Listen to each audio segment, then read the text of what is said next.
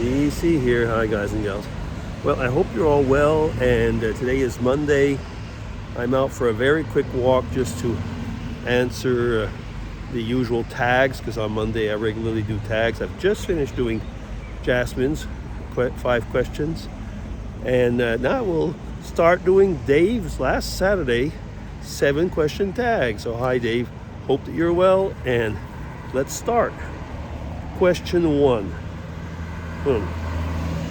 Among all the dreams you have ever had, which one is the scariest as you recall now?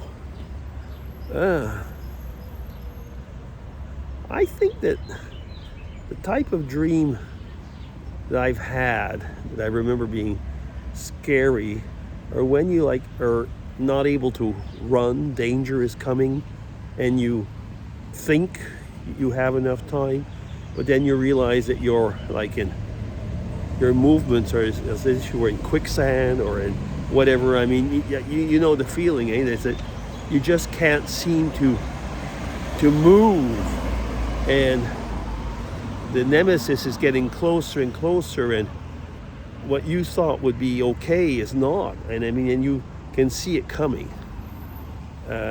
This type of thing. Yeah, it's for me has always been a very scary dream. Some type of scary dream also is when you cannot save someone for a similar reason. That you can't seem to get to them. Yeah, those are scary dreams. Question 2. What is the one life lesson that you like to pass on to your kids? Be good. Believe in God. Believe in the Trinitarian God. Practice the golden rule. If you can do, in other words, if you can do those things, you're going to have a good life. Will it be an easy life? No, it won't. I don't think anybody has an easy life, but I did say a good life. Yeah. Okay, so that's question 2. Question 3. Oh, it's another dream-based question. Cool. Do you think dreams are the expressions of our inner desires? Well, I think definitely. I mean, you will think of dreams, and sometimes it might be things that come out actually in your dreams that relate to your desires, but often dreams relate to your indigestion as well. So I don't know actually if every dream I make is related to my inner desire. For example, yesterday, so last night, I had watched, before going to bed, I had watched an old TV show on YouTube, which was something from the, probably from the early 1980s or I'd say early 1980s. And it was on YouTube, and I was watching that.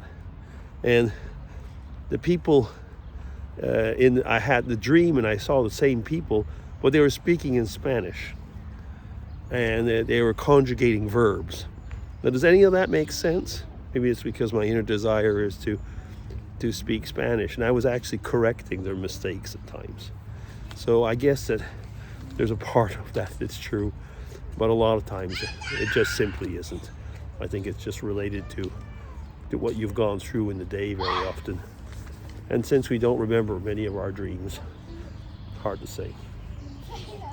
Question 4.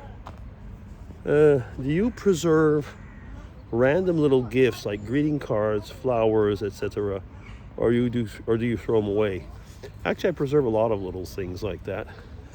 There are mementos which I see again, will remind me of people, remind me of events, things that took place.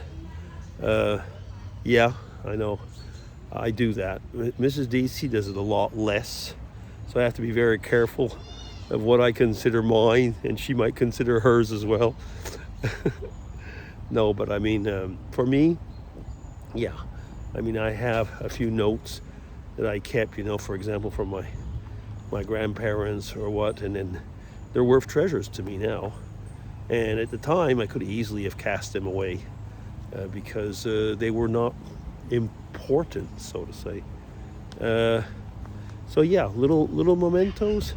Yeah, I tend to, and that doesn't make me quite a hoarder, but it does kind of like sometimes add up. Put it that way. Question 5. What is the best compliment that you've ever received?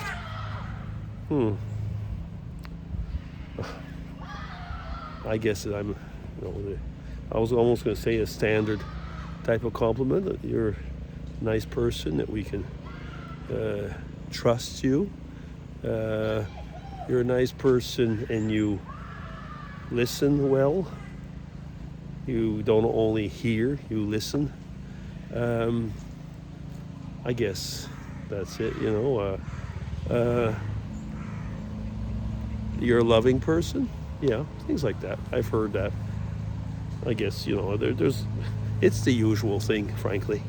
Okay. Question 6. What do you consider as the best part of your personality? It's kind of like a part 2 of the question before. I think that I am a good listener,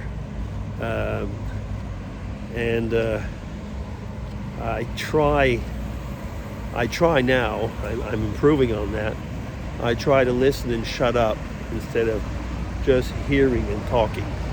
So by listening and listening to know, and empathy is something I think is not too bad in me, things like that. And the best part of my personality, overall, I'm a pretty generous person in the time that I give, or the time that I will give for people.